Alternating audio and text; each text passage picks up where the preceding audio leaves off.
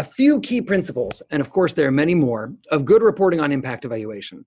First, when public figures or others are making a causal claim, let's push them for how they know that their policy was the cause of the claim. What's the counterfactual?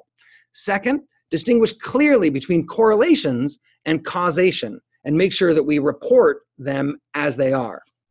Third, use individual stories that reflect the changes that are observed in good research, not individual stories that demonstrate wild exceptions that give people a very wrong impression of how effective a program is.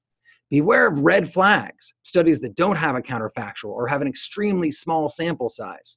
And fifth, when in doubt, and maybe even if not in doubt, try reaching out to the study authors and seeing if they have any points to clarify. Obviously, you're independent journalists, and so you're not beholden to report exactly what they say, but their input can be extremely valuable in making sure that you get the reporting on the research right.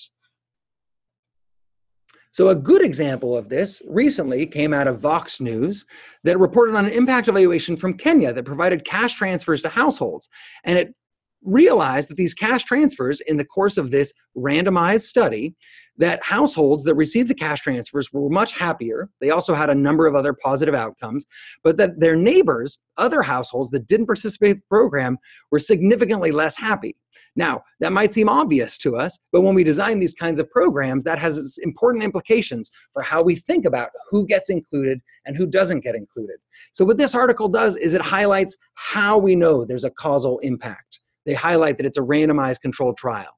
They include quotes directly from the authors that are relevant and support a reasonable interpretation of the findings. And they don't oversell. They say explicitly, it's important not to oversell these findings.